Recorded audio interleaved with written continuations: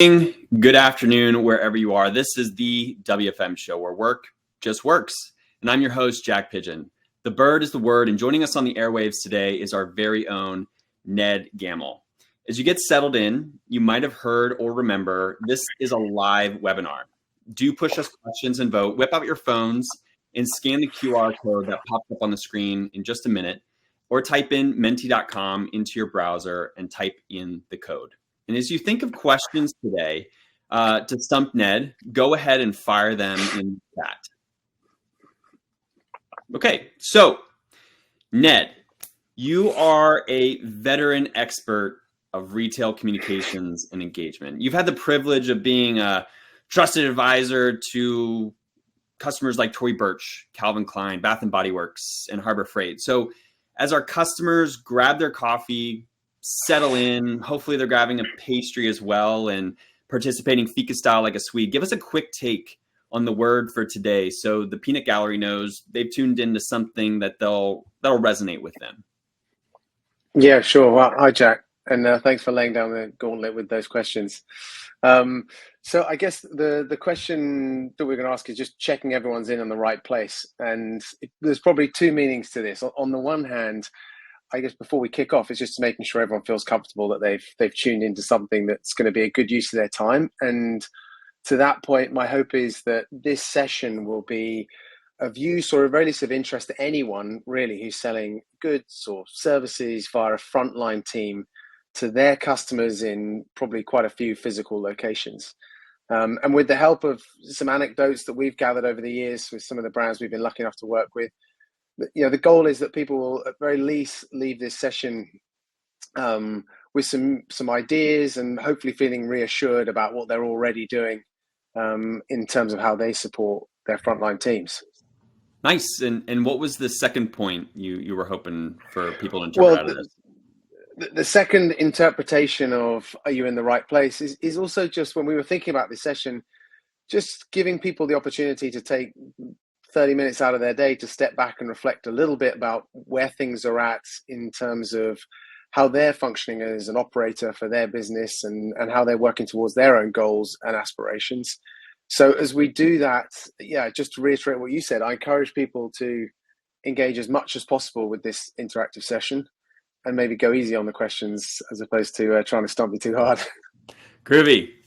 So focusing on enabling stores to have, memorable interactions. And speaking of memorable interactions, you and I don't really know what the listeners today are necessarily going to answer in our questions.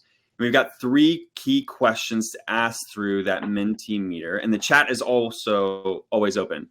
So Ned, what's that first one?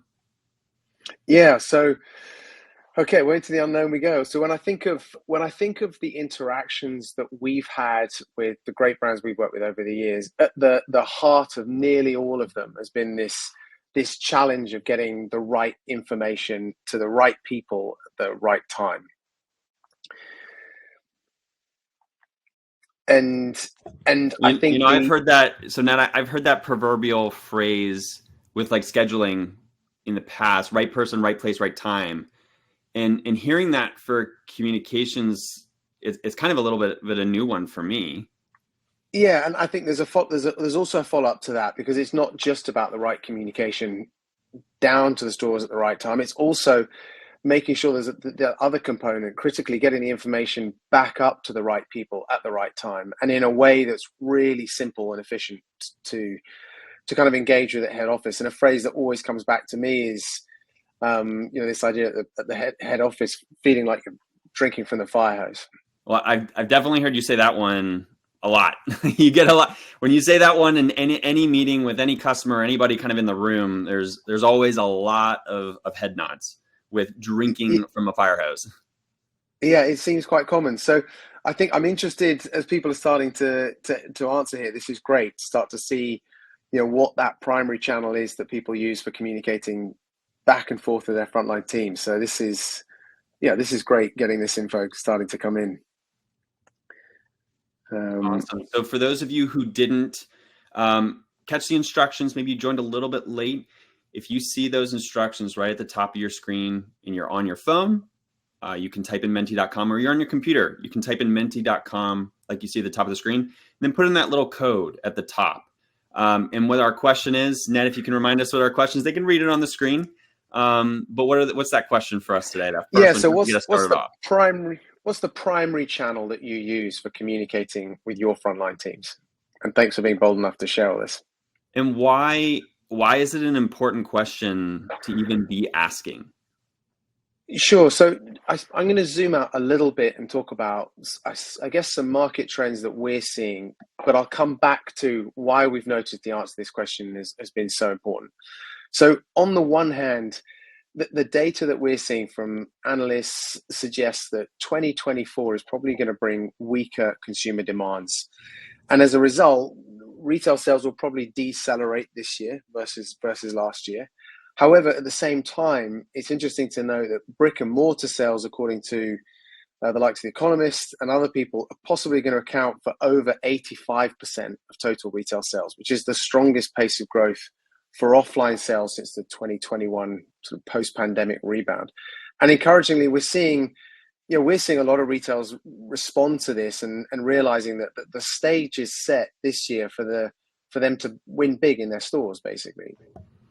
Yeah, I don't know if you or anybody saw my selfie Saturday post on LinkedIn this past weekend, but I was at the mall with my family, and half the stores that we had gone into had been refreshed or had different lighting or shelving or entirely remodeled or reformatted. It felt super exciting. I was stoked to just walk into some of these stores and seeing this because it just felt fresh. It felt like an experience.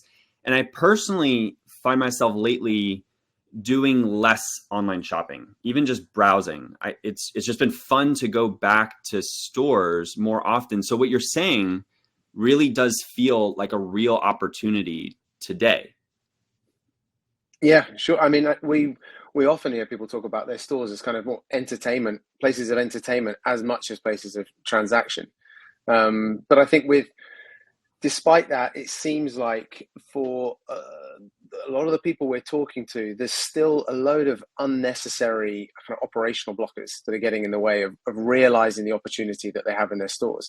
The good news is, I would say, that so many of the problem areas that we come across can be really easily and simply solved, or at least a lot of progress towards solving, just by the way in which brands communicate with their field, and recognizing that those teams in the field can't just be treated as an extension of the head office as it relates to how we talk to them. Well, drop the wisdom, Ned. Give the bird the word. That's what I'm here for. Well, one of the scenarios I was thinking of as we were coming into this was when we were working with one of our kind of growing American brands a few years ago. They came to us with the problem that they identified during the launch of one of their biggest campaigns to date. And this campaign was a big deal for them. It was more money than they'd spent on an in-store campaign. They got some quite costly celebrity endorsements, and they had really high hopes for it. But as the results started to come in, they were seeing this big variance on the success of the campaign. So in their different stores, they had sort of some kind of having great double-digit success, and others almost like it had made no difference at all. Well, what was the reason, and how did they figure it out? Well, I guess as we get to that, ironically, what we learned and what they shared with us as we got into the conversation was they had a tendency just to visit their top performing stores. Those are the stores that they spent their most time in, and they didn't spend so much time in the stores that were struggling. So it took them a while to figure it out. But when they did get to the bottom of it, they found that for a lot of the underperforming stores, it came down to something as simple as they were either not deploying the campaign at all. For some guilty few, it hadn't even left the boxes in the back office, or others, it was just deployed in a way that was having no real impact, or certainly not the impact they were expecting when they came up with this idea. Oh, that's painful to hear. Well, I mean, it definitely, I mean, the looks on the faces suggested that, yeah, it had been. And this was really a catalyst, because unless they were able to visit all of these stores, they had no real way of knowing that. And that they were about 350 stores at the time. And what they shared with us was the assumption they'd made was just because they'd communicated everything through their normal channels and stores had received everything that they needed to receive, from their perspective, the campaign was good as done. The work had been done at head office, building the campaign and managing what it was going to look like. but they hadn't considered the importance of that communication. So when it came down to it, the sorts of things they were sharing with us were, stores receiving it during the tasks and information, if you like, during an IT outage. So that information just got lost in the email storm. Or for some people, there was a new starter, a couple of new starters in one store who really weren't that familiar with these sorts of implementations or executions in the store. And they didn't have a really easy way to go back to head office to get help. So they just kind of muddled through it. And then for a couple of stores that were new store openings, it was simple as they'd just been missed off the distribution list. So they hadn't got that information and it hadn't occurred to them. But what was interesting is it took this launch for that particular CEO and her retail leaders to realize that the success of that campaign really lived and died by how well they were able to communicate that down to the stores. And it became clear in that moment just how different the communication needs were, kind of at head office and down to the store.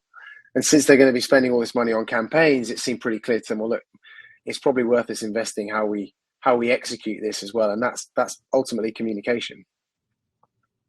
Interesting. So like when you were talking about IT incidents, keeping some emails behind or just relying on the box being shipped to the store, it brought up those early days of online ordering, buy online, pick up in store, or just food ordering. I didn't really start using that until COVID.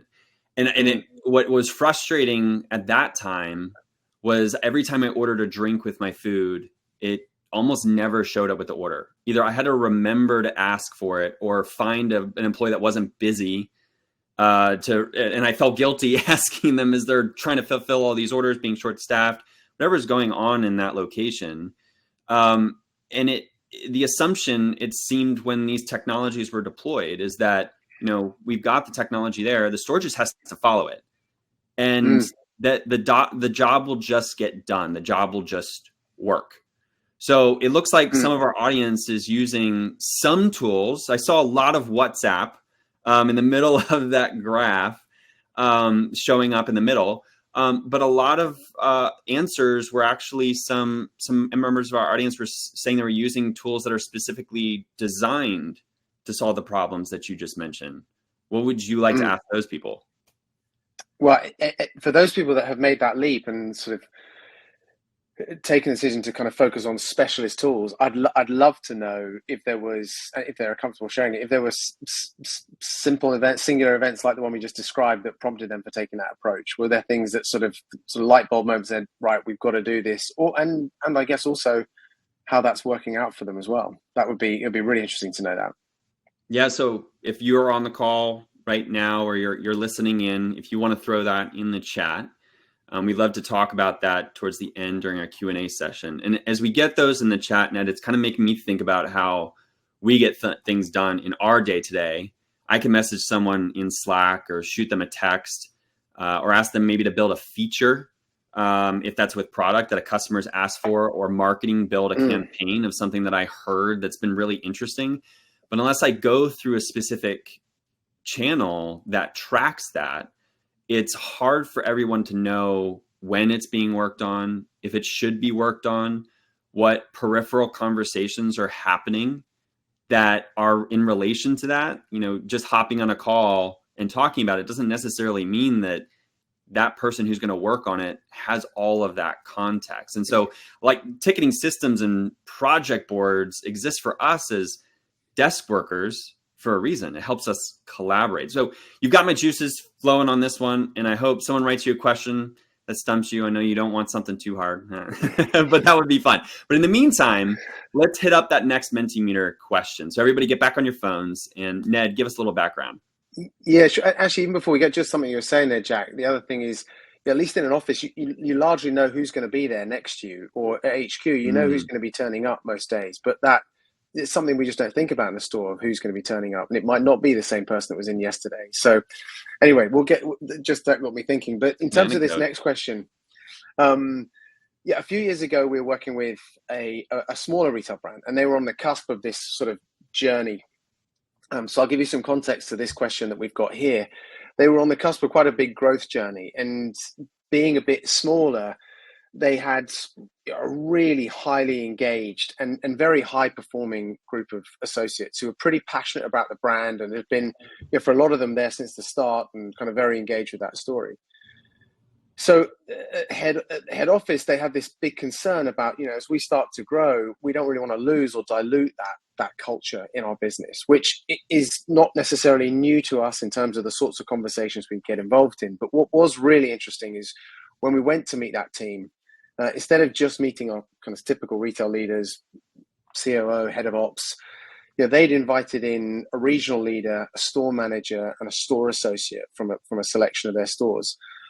And so within a very short space of time, we got the chance to kind of get really under the skin of what was going on in the stores. And we probably learned more in that hour than we do in multiple hours of conversation with brands. So ever since that moment, I've always thought this is such a great question to ask people to get a temperature read on how things are going, and really useful for people to ask themselves this, how would your frontline teams rate your current communication approach? So, yeah, I think as I'm seeing it go back and forth, and I wonder if people are being hard on themselves or if they're being, they've had these conversations before. My grandfather always said, this look in the mirror test, like looking at who you are and kind of evaluating yourself is a really hard one. It's a testament to who you are, and I'm curious, are we being like overly honest with ourselves, or are we like being hard on ourselves? It's going back and forth. It seems to be skewing a little bit towards the strongly disagree. Yeah, well, it would be interesting to know how much of this is based on actual conversations or perceived conversations. Is it maybe people suggesting that, well, if we did ask them, they'd probably give us a really low score, or actually we did ask them and they did give us a low score? Because maybe people would be surprised. They get down there and actually, so often people within stores, my experience is they're incredibly sort of resilient and entrepreneurial people. They come up with solutions and ideas and ways of working. So maybe it's not as bad as they think. But I think from my perspective, aside from just knowing the value of what it's like to work in one of one's own stores, I've noticed this has become a more and more important question in the last 3 to 5 years, because I think that the life of a store associate's changed so much from my vantage point as an observer. And what used to constitute a good employee experience, which was relatively simple, has changed so much with the way stores are run today. Yeah, and that, wow, that break that down for a little bit more for us. I want to hear more. Well, so there was an example of, the best example I can think of just how much that landscape has changed for associates came from working with a brand that we've had the pleasure to work with called Leap Inc.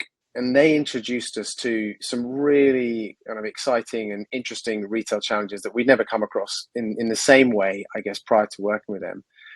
But what was so interesting was, since we worked with them and we started to share some of these challenges with our other more traditional retailers, it was really fascinating. They kind of resonated with everyone, even though Leap sat in a slightly different category. So for those that aren't familiar with Leap, let me just share with you kind of their model. They provide a turnkey retail solution in the New York area. So focused or targeted at brands who want to open their first stores or maybe expand into a new market. So they've got about 115 stores.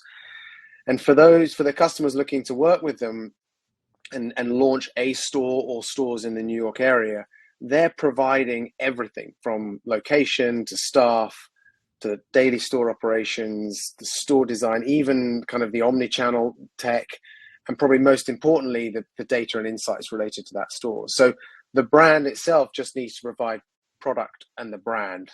And then that's where Leap comes in. Wow.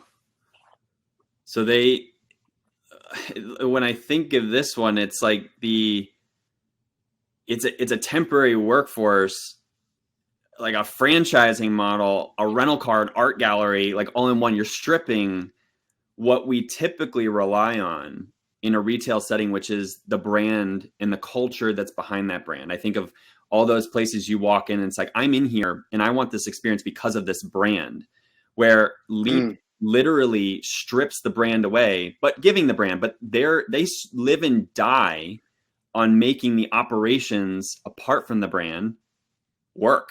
Yeah. and it kind of replicated. So why did they come knocking on Ned's door? Yeah. Um, so, I mean, yeah, it's almost like a store as a service. I mean, we think of ourselves as software as a service. They're almost running this like kind of a store as a service model. But yeah, they knocked on our door for a number of reasons. But the three that, for the purpose of this session, that really jumped out to me, which I suppose shone a light on just how much we're asking of retail associates these days, were the three that I'll go through now. The first one was this idea of a kind of a floating store associate. So putting ourselves in the shoes of the Leap store associates, they are regularly having to pick up shifts in different stores in the neighborhood. So they might be working a morning shift in brand X and an afternoon shift in brand Y. Now, Leap needed those associates to be able to arrive in that store, the second store in sort of a second shift, and be up and running immediately and be able to contribute right away to the kind of the running of that store and everything that needed to take place. So they had to have at their fingertips all of the tasks and information relating to that shift in that new brand, all the SOPs and directives.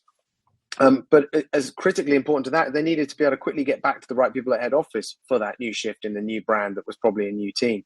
So for this whole model to work, associates had to have a really consistent way of working, regardless of what store they were in. Otherwise, the load just becomes even greater on these really poor store associates that are being asked so much of. But what was really interesting is, when we took this to some of our other traditional retailers to see whether this was a problem for them, it was interesting. They also got pushback from their associates saying, well, look, you're asking me to do these shifts in the other stores, but they work slightly differently and they do things in a slightly different way. And I prefer to stay in this store and I don't quite understand their working practices. And we hadn't even realized that was a blocker for them. So it just, I guess, renewed our focus on the importance of some of the more technical investments we were making around identity management and some of the work we're doing around looking to integrate shifts and schedules and the work that we're asking them to do that, so that we can really serve up everything that employee needs in that exact moment. Yeah, I can't imagine being one of those employees that has to mentally switch from one brand to another. And be prepared to actually execute, because everybody wants to come to work I believe everybody comes to work every day feeling like they want to do a good job. And so how Leap has to enable through process, through something, that success on a daily basis is a really hard problem to solve. And you mentioned that a lot of other retailers are asking for this. I talk to probably 50 to 100 different retailers a year, and they all are asking about sharing employees across stores in some capacity. Sometimes it's just, I want people to be able to pick up shifts on their own terms.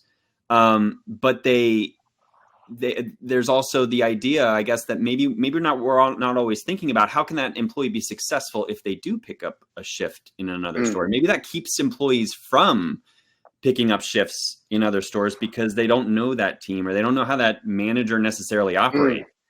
But Leap is getting paid to execute this. That is how they live and die, right? Yeah, exactly. And I guess just to sort of spin through quickly the other two requirements. So I consciously want to get through this, or just fit it all in the right time. So the second one was very similar to that, Jack. So this idea of self-serving content. So as you just said, each of those stores has different ways of working, different responsibilities, whether it's customer experience, whether it's the way they lay out product, all of that kind of stuff. So the second was, how do we serve that content to the right person and sort of embed it around the work that they need to do? And the third one, which was exactly as you talked about, this kind of living and dying, was this data and insights. So, for them to be successful in the eyes of their customers, they really needed to be able to show exactly how successful the brand was working in that store without a significant variance on operational standards. So they needed to take that off the table. So for them, data and insights was about showing that they were performing every single operational standard to the right level. They wanted to hold themselves accountable for everything they were doing in the eye of their customer. They wanted to ensure they had sort of visual evidence in the stores and points in time to say we did this and at this time. And then finally, they wanted to be able to understand, which stores need help, which of those stores need help to be hitting those markets. So those are the big learnings for us from Leap, which I think put a good light on just what a load store associates have to take on these days. Yeah, Ned, you've blown my mind. And I know I'm supposed to know all this as a Quinixer, but every time we talk about this, I learn something new. The sheer complexity about executing someone else's brand while using resources to manage all that and be effective. I love it. So final Mentimeter question for all you cool cats out there listening in, and a nice one to end this session. As we start to settle into 2024, and particularly as it relates to your stores, we'd love to know from each of you, what's your most important business goal in the medium and long term? Growing revenue, employee experience, retention, or customer experience, or operational efficiency. Ned, where did this question come from? Yeah, so as people hopefully are willing to share with us kind of sort of what their thoughts are, we actually took this list from a 2022 study that was conducted by Forrester. So they asked a group of global retail decision makers to rank what was most important for them, and these were the 7 that they came up with. What was most interesting for me, I think, was they identified in this list after this study that there was one of the goals in here that if people were to focus their attention on singularly, would see a positive impact on all of the others. And probably no surprise here, given what we're talking about, it was employee experience. And so probably as a note to end this session, that's my biggest takeaway from the last 14 years or so working with retailers, is from the very big brands, the multinationals, to the small brands, when those brands remained really focused on how to support their frontline teams to be the best ambassadors that they could be, it seemed that they were much more able to weather all of the different storms that have passed over those years. So back from, whether it's evolving omni-channel requirements back in the day, or a big ERP, POS launch, maybe store expansions, store closures, COVID, whatever it was, when they'd had a really intentional focus around employee experience, they were in a much better position to weather some of those and come out the other side in a better place. Awesome. I mean, it resonates in 2024 too. I mentioned in the NRF Takeaways episode of the WFM show that employee experience is king and its castle is tech. And how's that impacting your strategy for 2024, Ned? Yeah, so I think, well, as we've learned more and more about the employee experience and just how important it is, I think there's probably it's helped focus our attention on being able to try and fill that gap as comprehensively as possible. And I think we've been able to do that really successfully in a way that other businesses haven't been able to, because of the suite of tools that we've got. So whether it's, on the left-hand side, they're solving for these operational and social needs in one place, or whether it's the data that we share back with head office so they know where they can improve the service they provide to their associates and the employee experience. Or more critically, as we go into the next sort of 6, 12, 18 months, how do we start to bring together kind of that activity and the shift patterns to help businesses make better decisions about how they look after their associates? So those are probably the big takeaways for us. And hopefully that hasn't been too much of a wall of sound as we start to wrap up. Not a wall of sound, Ned, a fountain of knowledge. I appreciate you. So wrap up, bird from the word. It's common for retailers to have multiple channels for communications. And we heard Ned, Ned, you talked about missed sales promotions because of simple lack of communication loops going back. Some are trying the same practices. We've seen a lot of retailers trying to use Teams or use Slack and extend that to their stores, or at least trying to explore that. But what we're seeing is it's not resolving that feedback loop. It's just making it easier to do the exact same thing.